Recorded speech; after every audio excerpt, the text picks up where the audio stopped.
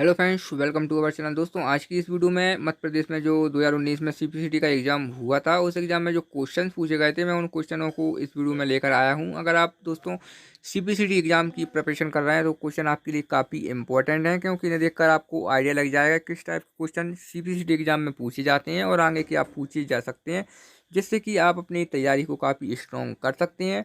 दोस्तों, यह क्वेश्चन जो मैं आपको बताने जा रहा हूँ, यह एग्ज़ाम 16 जून 2019 शिफ्ट 2 के एग्ज़ाम में पूछे गए क्वेश्चंस हैं। तो चलिए हम शुरू करते हैं। दोस्तों, इसमें 52 क्वेश्चंस कंप्यूटर के पूछे जाते हैं और 5 नंबर का एक पैराग्राफ रहता है। बाकी फिर 3 सब्जेक्ट से 6 क्वेश्चन पूछे जाते हैं, यानी कि 18 क्वेश्चन 3 सब्जेक्ट मैथ, रीजनिंग और जीके से आते हैं। टोटल क्वेश्चन इसमें दोस्तों 75 क्वेश्चन पूछे जाते हैं और इसके बाद हिंदी और इंग्लिश का एक टाइपिंग टेस्ट लिया जाता है, जिसमें कि सभी में 50 नंबर का स्कोर करना ज़रूरी रहता है। तो चलिए शुरू करते हैं। शुरू करने से पहले अगर आपने हमारा चैनल अभी तक सब्सक्राइब नहीं किया दोस्तों, तो चैनल को सब्सक्राइब करना ना भूलें, क्योंकि मैं इस चैनल पर स्टडी से रिलेटेड कई वीडियो लाता रहता हूं। तो पहला क्वेश्चन, माइक्रोसॉफ्ट माइक्रोसॉफ्ट एक्सेल के डेटा के माइक्रोसॉफ्ट वर्ड दस्तावेज से लिंक होने के संबंध में से कौन सा कथन गलत है? तो है, इस सेटअप में आवश्यक नहीं है कि गणतंत्र फाइल हेतु डेटा उपलब्ध कराने के लिए स्रोत फाइल हमेशा उपलब्ध रहे। यह कथन गलत है। नेक्स्ट, MS पावर पॉइंट 2016 में इंसर्ट टैब के किन निम्नलिखित समूह में एक्शन बटन होता है? तो वह लिंक्स में होता है। नेक्स्ट क्वेश्चन, निम्नलिखित आईटी कंपनियों में से किस कंपनी का आदर्श वाग थिंक है? तो IBM का आदर्श वाग थिंक है। कंप्यूटर की पहली पीढ़ी में कौन से डिवाइस का यूज किया गया था? तो निर्वात ट्यूब का इस्तेमाल किया गया था पहली फर्स्ट जनरेशन में। आईफोन में ऑपरेटिंग सिस्टम कौन सा है? तो iOS ऑपरेटिंग सिस्टम होता है आईफोन में। निम्न में से कौन सा एक ऑपरेटिंग सिस्टम प्रबंधक कार्य नहीं है? तो प्रोग्राम को निष्पादन योग्य करने के लिए परिवर्तित करना ऑपरेटिंग सिस्टम का प्रबंधक कार्य नहीं है। नेक्स्ट क्वेश्चन, ऑपरेटिंग सिस्टम में पीसीबी का अर्थ यानी कि पीसीबी का फुल फॉर्म क्या है? तो प्रोसेस कंट्रोल ब्लॉक इसका फुल फॉर्म है। B2C, C2C और B2B के प्रकार हैं, है किस के प्रकार हैं? तो है ई कॉमर्स के प्रकार होते हैं। निम्न में से कौन शेष अलग हैं? तो इन सभी में से यह शेष अलग है, मुद्रक, प्रिंटर। बाकी के यह तीनों कंप्यूटर के ही CPU के अंदर हैं, भाग हैं। निम्न में से किसके लिए एक कंप्यूटर पोर्ट का उपयोग किया जाता है? तो अन्य कंप्यूटर उपकरणों के साथ संचार करने के लिए कंप्यूटर पोर्ट का उपयोग किया जाता है। एक कंप्यूटर और इसके बाहर उपकरणों के बीच कनेक्शन द्वारा किया जाता है। किसके द्वारा? पोर्ट के द्वारा किया जाता है। निम्न में से कौन सा एक लोकप्रिय वेब खोज इंजन दुनिया भर में उपयोग किया जाता है? तो गूगल है। निम्न में से कौन सा IP पता के बारे में सही है? तो इंटरनेट प्रोटोकॉल पता। IP का फुल फॉर्म इंटरनेट प्रोटोकॉल होता है। संक्षिप्त नाम WWW का पूर्ण रूप यानी कि फुल फॉर्म क्या है? तो वर्ल्ड वाइड वेब इसका फुल फॉर्म है।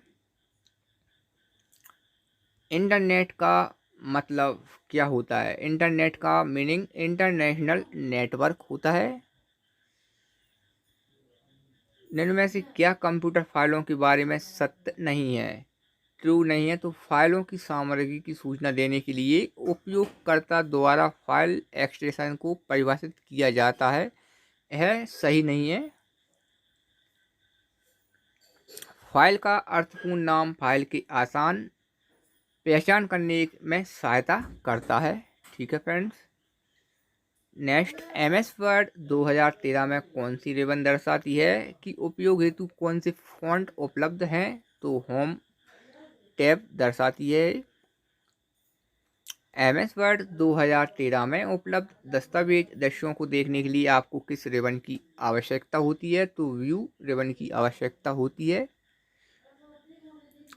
निम्नलिखित में से किस प्रोग्राम और स्टोरेज स्पेस को साझा करने के लिए यानी कि शेयर करने के लिए कई कंप्यूटर एक सर्वर से जुड़े होते हैं, नेटवर्क से जुड़े होते हैं?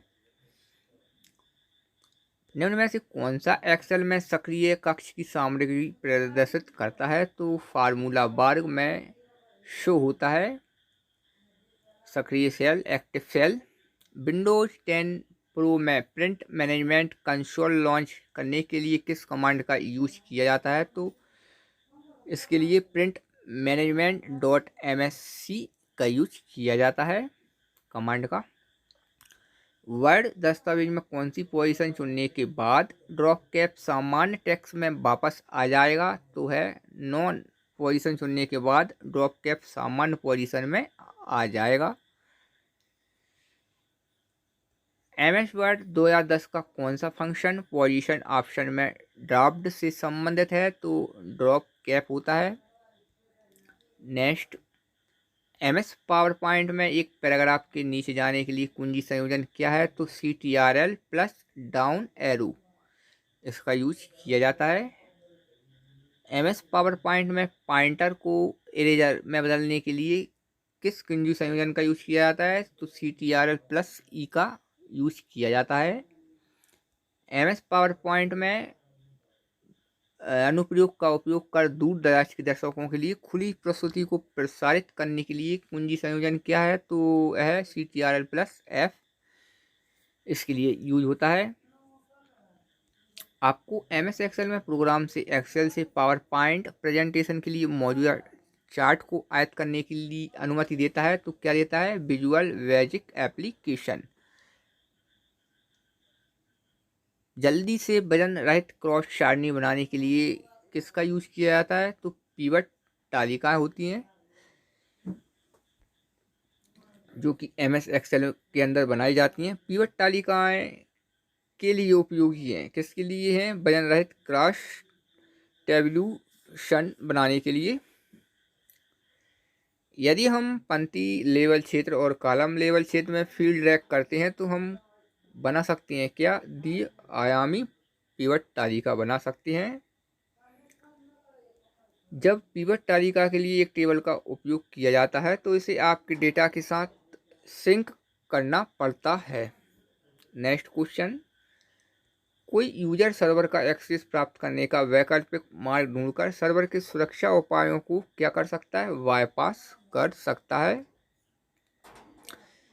जब किसी वेबसाइट के प्रमाण पत्र की समय सीमा समाप्त हो जाती है तो एक वेब ब्राउज़र उस वेबसाइट के एक्सेस को या कम से कम यूज़र को चेतावनी दे सकता है, क्या मना कर सकता है या यूज़र को वार्निंग दे सकता है जब उसके एक्सेस की समय सीमा समाप्त हो जाती है। दिए हुए वाक्य के संबंध में निम्न में से सबसे उपयुक्त विकल्प क्या है? तो आप डेस्कटॉप पृष्ठभूमि के रूप में इंटरनेट या वेब पर जो भी तस्वीर ढूंढते हैं उसे भी चुन सकते हैं। जी हाँ, सही है ये। नेक्स्ट, कुंजी पटल पर कुंजी का उपयोग कर विंडो मेनू कैसे खोला जाता है? तो आल्ट प्लस स्पेस बार का यूज करके ओपन किया जाता है। कुंजी क्रिप्टोग्राफी एल्गोरिदम को मित एन्क्रिप्शन भी कहा जाता है। तो है गुप्त कुंजी यानी कि सेक्रेट कुंजी क्रिप्टोग्राफी एल्गोरिथम को सम्मित एप्लीकेशन भी कहा जाता है। नेक्स्ट क्वेश्चन, कंप्यूटर में विद्युत के उपयोग के आधार पर उच्च विद्युत उपयोग से निम्नतम विद्युत उपयोग क्रम को विकल्पों में से चयन करना है। मतलब बढ़ते हुए, भारी उपयोग, हल्का, निष्क्रिय, स्टैंड बाय, हाइबरनेट। यह कंप्यूटर के ऊर्जा की खपत के आधार पर इनको जमाना है ऊंचे से नीचे तक। इस प्रकार से हार्डवेयर और सॉफ्टवेयर के बीच आने वाली कंप्यूटर लेयर का नाम क्या है? तो ऑपरेटिंग सिस्टम है। नेक्स्ट, अप्राय कोड को किसका उपयोग करके ढूंढना सबसे आसान होता है, इजी होता है? तो कोड समीक्षा। निम्न में से क्या ब्राउज़र की विशेषता नहीं है? तो फाइल रूपांतरण ब्राउज़र की विशेषता नहीं है।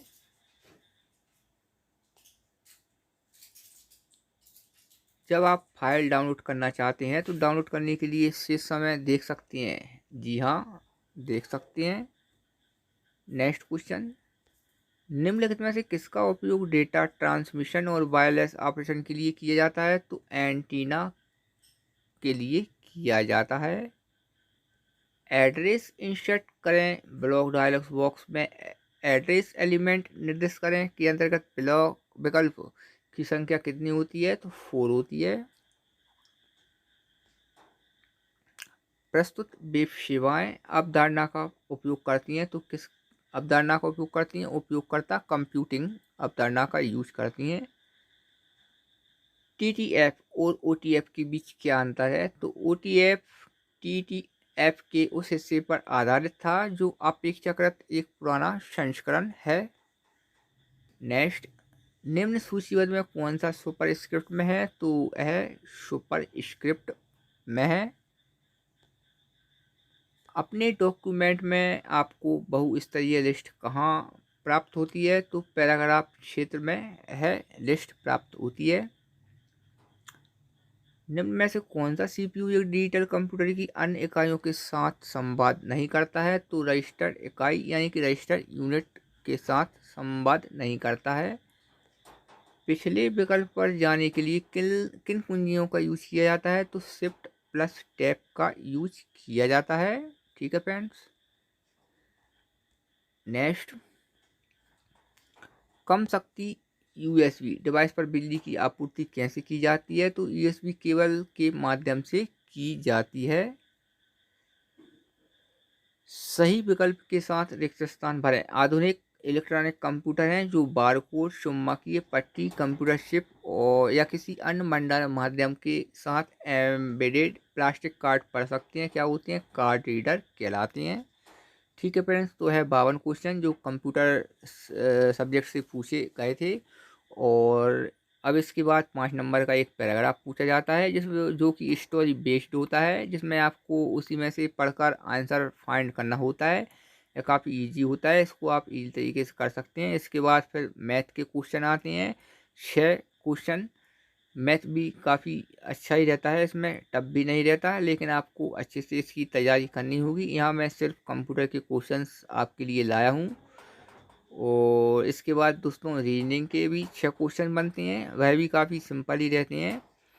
इन्हें भी आप अच्छी तैयारी के साथ कर सकते हैं, अच्छे नंबर ला सकते हैं इनमें। और इसके बाद जीके का रहता है 6 नंबर का, जनरल अवेयरनेस का, जिसमें जीके में दोस्तों कोई भी वो नहीं रहता लिमिट, कहाँ किस लेवल से यह पूछ लें, आपको अच्छे से तैयारी इसकी करनी होगी। तो फ्रेंड्स, यह जानकारी आपको कैसी लगी? उम्मीद है जानकारी पसंद आई होगी। अच्छी लगी हो तो लाइक कर देना, चैनल पर नया चैनल को सब्सक्राइब करना। वीडियो देखने के लिए धन्यवाद। Thanks for watching. जय हिंद।